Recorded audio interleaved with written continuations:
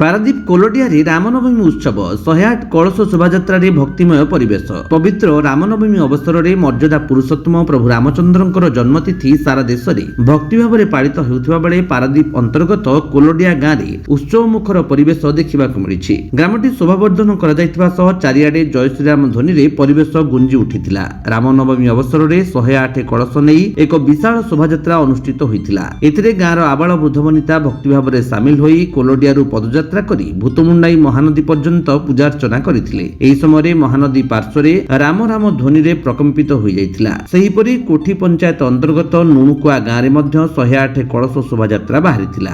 ନୁଣୁକୁଆର ଭକ୍ତମାନେ କଳସ ନେଇ ମହାନଦୀ ପୀଠରେ ପହଞ୍ଚି ପୂଜା କରିଥିଲେ। ପରେ ଉଭୟ ଗାଁର ଭକ୍ତମାନେ ନିଜ ନିଜ ମନ୍ଦିରକୁ ଶୋଭାଯାତ୍ରାରେ ଫେରିଥିଲେ। ଢୋଲ, ନିଶାନ, ବାଜା, ବାଣ ଓ ସଂକୀର୍ତ୍ତନ ସହ ଜୟ ଶ୍ରୀରାମ ଧ୍ୱନିରେ ରାସ୍ତା କମ୍ପି ଉଠିଥିଲା। ଏହି ଅବସରରେ କୋଲଡିଆ ହନୁମାନ ମନ୍ଦିରରେ 7 ଦିନ ଧରି ରାମନବମୀ ପୂଜାର୍ଚ୍ଚନା ଆୟୋଜନ କରାଯାଇଥିବା ବେଳେ ପ୍ରତିଦିନ ସନ୍ଧ୍ୟାରେ ସାଂସ୍କୃତିକ କାର୍ଯ୍ୟକ୍ରମ, ରାମାୟଣୀ ବୈଠକ ଓ ଭକ୍ତିମୟ ପରିବେଶ ଚାଲିବ। ଜୟ ସୀତାରାମ।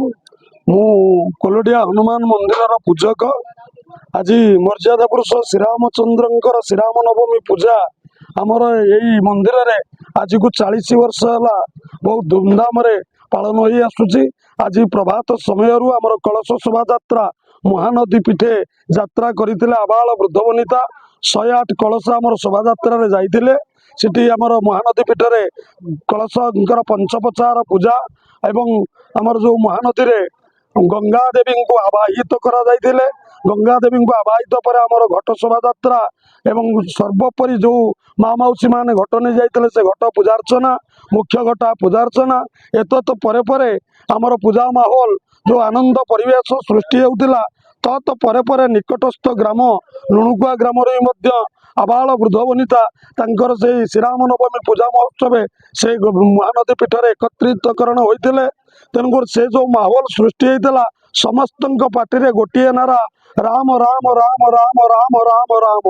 ତେଣୁକରି ସେ ଯୋଉ ରାମ ରାମ ନାରାରେ ଆମେ ମଧ୍ୟ କଳସ ଶୋଭାଯାତ୍ରା ଏକତ୍ରୀକରଣ କରି ଆମରି ମଧ୍ୟ କୋଲଡିଆ ଗ୍ରାମ ହନୁମାନ ମନ୍ଦିର ନିକଟରେ ଉପସ୍ଥିତ ହେଇଛନ୍ତି।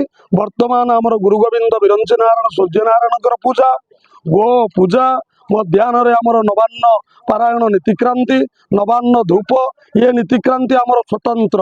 ଏ ନୀତିକ୍ରାନ୍ତି ସ୍ୱତନ୍ତ୍ର କଣ ଆମର 9 ଦିନ ବ୍ୟାପ୍ତ ଏ ପୂଜା କାର୍ଯ୍ୟକ୍ରମ ହୁଅନ୍ତି। ଆମର ପ୍ରତ୍ୟେକ ଦିନ ଯୋଉ କର୍ତ୍ତାକର୍ତ୍ତୀ ରହିଛନ୍ତି ସେମାନେ ଏକ ବକ୍ତ ଗୋଟିଏ ଲେଖା ଆହାର ଗ୍ରହଣ କରନ୍ତି ଏବଂ ପ୍ରତ୍ୟେକ ଦିନ ଆମର ସନ୍ଧ୍ୟା ବେଳେ ସାଂସ୍କୃତିକ ପୂଜା କାର୍ଯ୍ୟକ୍ରମ ମଧ୍ୟ ରହିଛି।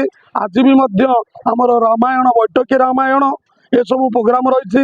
ପ୍ରତ୍ୟେକ ଦିନ ସନ୍ଧ୍ୟା ସମୟରେ ପାଲା ପରିବେଷଣ, ଭଜନ ସମାରୋହ ଏମିତି ସବୁ ନାନାବିଧି ଅନୁଷ୍ଠାନର ଉଦ୍ୟୋକ୍ତା କର୍ମକର୍ତ୍ତା ବନ୍ଧୁମାନେ ଆୟୋଜନ କରୁଛନ୍ତି। ଆଜି ବି ମଧ୍ୟ ଗୋଟେ ସ୍ୱତନ୍ତ୍ର ଉପସ୍ଥାପନା ଉଦ୍ୟୋକ୍ତା କର୍ମକର୍ତ୍ତା ମାନେ ପ୍ରପାନକ ପ୍ରଦାନ କରିଛନ୍ତି ଏବଂ କେତେଜଣ ଉଦ୍ୟୋକ୍ତା କର୍ମକର୍ତ୍ତା ବନ୍ଧୁମାନେ ତାଙ୍କର ଜଳଖିଆ ପାଇଁ ମଧ୍ୟ ସୁବନ୍ଦୋବସ୍ତ କରିଛନ୍ତି। ଏମିତି ଉଦ୍ୟୋକ୍ତା ମାନେ ବି ମଧ୍ୟ ଅଛନ୍ତି ମଧ୍ୟାହ୍ନ ନୀତିକ୍ରାନ୍ତି ପାଇଁ ଆବାଳ ବୃଦ୍ଧ ବନିତା ଗ୍ରାମର ସମସ୍ତ ଉଦ୍ୟୋକ୍ତା କର୍ମକର୍ତ୍ତାଙ୍କ ପାଇଁ ଅନ୍ନ ପରିବେଷଣ ନୈବେଦ୍ୟ ପ୍ରସ୍ତୁତ କରୁଛନ୍ତି।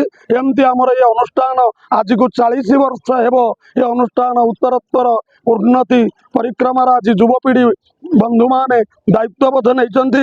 ଗାଁ ସାରା ବି ମଧ୍ୟ ପତାକାରେ ଛାଇ ହୋଇଯାଇଛନ୍ତି।